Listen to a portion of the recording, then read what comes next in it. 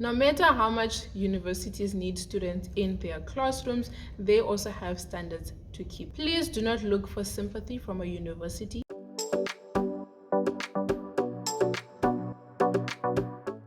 Applying for university is an exciting time for any student. The prospect of joining societies, studying towards your passion, moving out for the very first time, and making new friends is exciting.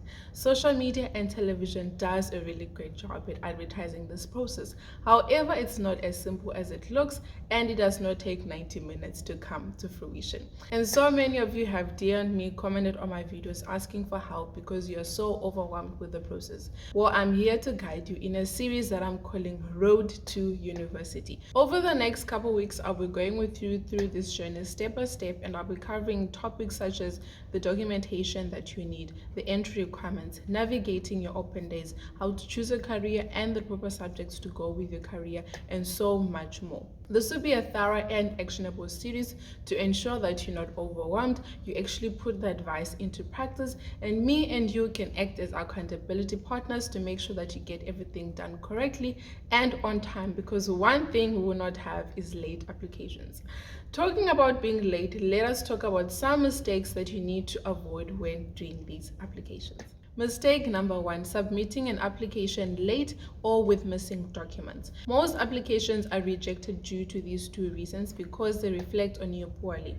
Submitting an application with missing documents, it means that you're not thorough with your work, and submitting an application late, it means 1, you are lazy, or 2, the university was not your first choice, and this is not the message that you want to be sending to your university. Therefore, applying as early as possible creates a positive outlook on you as a future candidate for that university, and also it gives you time to be able to fix any potential issues that might arise, such as missing documentation. Secondly, forgetting to pay your application fee. Not many students are aware that when you're applying for university, you need to pay an application fee, which is an administrative fee that the university charges to process your application, and this is part of your application process. It is non-refundable and ranges from 0 Rand to 800 Rand, depending on the university that you're applying to and whether you're a South African citizen or not. Next mistake is choosing a course for the wrong reasons. So you like maths, or do you? Because university is all about studying a subject that you're interested in.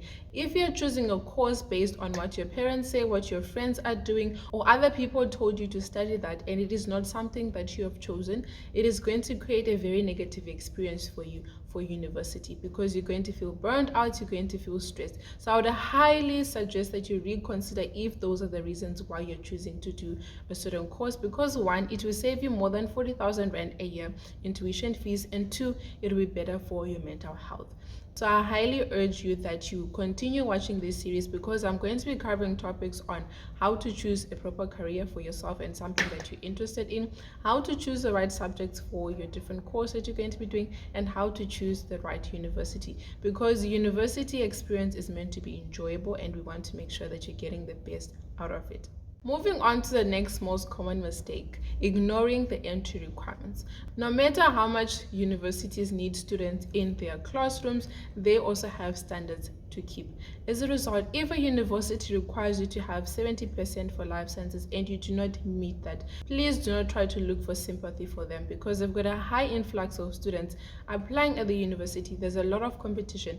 As a result, if you do not meet the minimum requirements, they are not going to look at your application. So please be very realistic about this, and if you realize that you do not meet the entry requirements right now in March, in April, then it still gives you time to be able to get the proper marks that you need in your June, in your September, and in your final year exams. Mistake number 5, not having other options to study.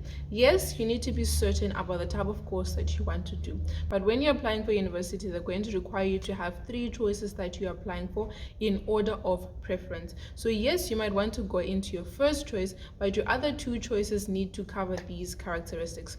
1, the second or the third choice needs to allow you to be able to bridge into your first choice should you not be able to make it, and 2, it should also be a career that you'd possibly consider doing should you not get into your first and second choice.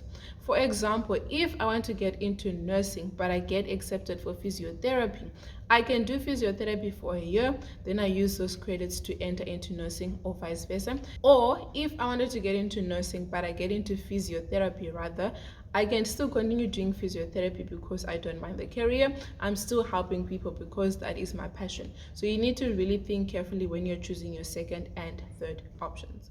And the sixth mistake is not being a wholesome student. Yes, majority of your application rests on your academics. However, you're still going to be required to fill in motivational letters, submit personal statements. You're going to be applying for bursaries and that sort of thing. As a result, all those different members that are going to be looking at your application, they need to see the type of student that you are outside of academics. Because when a university is admitting a student into the university, they need to see, are you going to be a great fit for the type of career that you're going into? Because your career is not just based on academics. As a result, they need to have a great overview of who you are as a student, and that is highlighted by the extracurricular activities that you're doing. So if you're not already involved, I would highly suggest that you get yourself involved in either sport or cultural things such as choir, bands, that sort of thing, or even doing community outreach. It doesn't have to be within your school. You can even do outside things like volunteering and that sort of thing. It must be just something that will highlight the type of personality that you have, and also it paints a great image for your future career. Lucky number 7, not keeping proof of all transactions. You can never trust technology, and human error is a thing. As a result, a lot of things can happen during your application process. Documents can get missing. The university might not receive your application. You might have correspondence with someone with the university. As a result, you need to keep a track of all these things. Every email, every phone call that you're going to be doing with the university, you need to keep a track of who you've contacted, what they say to you, because should you need to plead your case because something happens, I would highly suggest that you watch my story time of how I almost didn't get into university, so you understand why this point is important. So at the end of the day, please just keep a track record of every single interaction that you have with your future university. And the last mistake is not doing your research. 75% of your application process is going to be dedicated to doing research. About 15% is going to be dedicated to you doing the extra application process, submitting stuff, and all of that jazz. And the last 10% is just you receiving feedback, interacting with the university about application status, and that sort of thing.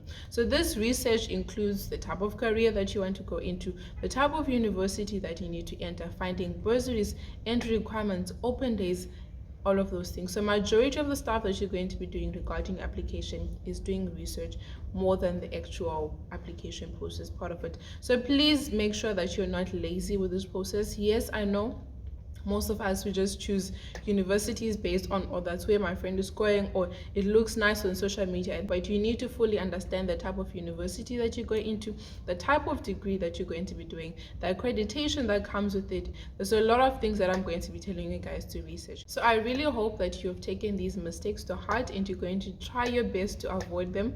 Should you forget, you can always come back and re-watch this video. So invite your friends, your family, your mothers, your aunts that are planning to start university, or even students that have just started high school or they're on the verge of choosing their subjects for next year. This series is going to be for everyone who's going to make their journey into university, not those that are just entering into it. I'm going to be giving you so much information that you need to know and prepare yourself to enter into university. There's a lack of education regarding this whole process, and I've noticed this with the amount of questions that I get about the whole process. I'm here to guide you. So how you can help the rest of your friends is by sharing.